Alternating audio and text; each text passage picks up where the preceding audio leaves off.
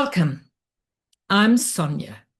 This series grew out of questions that have been coming up again and again in my wisdom card circle, especially the questions about disconnecting from people who feel toxic, including family. In this video, I want to speak about a situation that is often very quiet and very painful. Not abuse, not constant conflict, but something subtler. A lack of capacity for repair. This is about relationships where there may be love or history or longing, but no real ability to reflect change or repair harm. Before we go further, I want to say this clearly. If you have tried again and again to repair a relationship, if you have hoped, waited, explained, or softened, and nothing truly changes, your grief and exhaustion may make sense.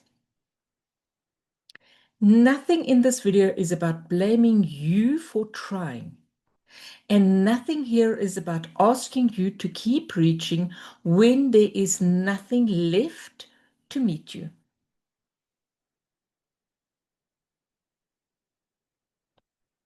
A lack of capacity for repair doesn't always look dramatic.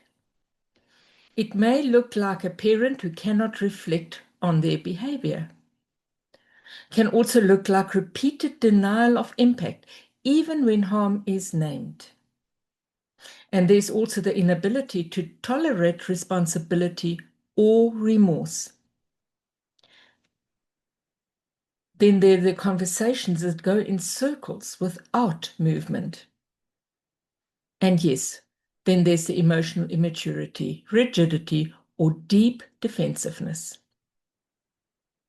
Sometimes this comes from trauma.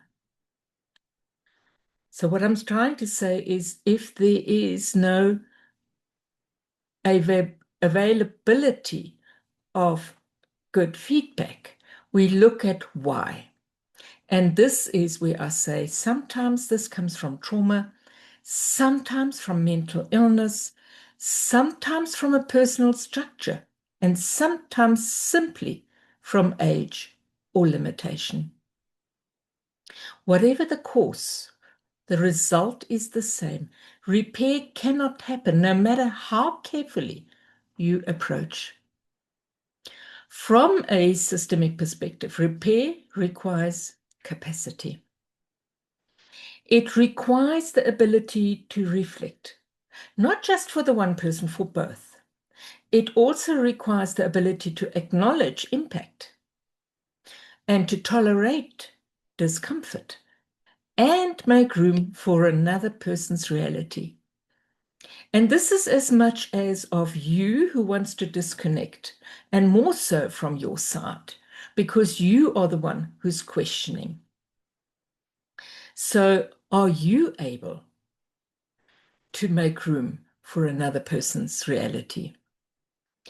When this capacity is absent, the system cannot rebalance through relationship. In these cases, continued closeness does not lead to healing. It does lead to ongoing disappointment, self-doubt, and depletion. So the wisdom of the family soul card I have looked at here is acceptance. This is the card that belongs to the center of this conversation. Acceptance does not mean agreeing with what happened. It does not mean excusing harm. And it does not mean liking reality. Acceptance means recognizing what is possible and what is not. It sounds like internally, I see your limits. I see that repair is not available here, and I stop asking you for what you cannot give. This is not resignation, it is clarity. People in this situation often blame themselves. They think, if I explained better, if I was calmer, if I waited longer.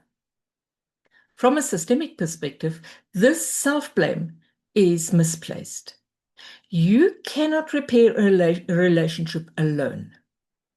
And you cannot grow capacity in someone who does not have it. So acceptance releases you from endless trying and from endless self-doubt. When there is a lack of capacity for repair, estrangement is not a dramatic ending. It's a quiet turning toward reality. A clean inner movement might sound like this. I accept that you cannot meet me here. I stop asking. I step back, not in anger, but in recognition of what is. This kind of distance protects your energy, your dignity, and your life force. And it does so without hatred. So, when is estrangement a good justified choice?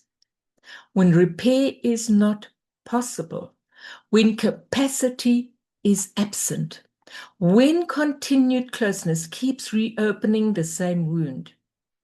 And from a systemic perspective, acceptance allows us to stop fighting reality and to turn toward life instead. Acceptance, thus, is not giving up. It is letting go of what cannot be changed, and so that something new can begin within you. With that, I wish you to take what resonates, leave the rest, and trust your own inner knowing. Until we meet again, be safe. So if you want to continue on this journey and want to learn more about this specific topic, click on the subscribe, click on the bell so that you don't miss out on any of the future conversations that I am going to put forward in this series. I look forward to seeing you again. Be safe until then.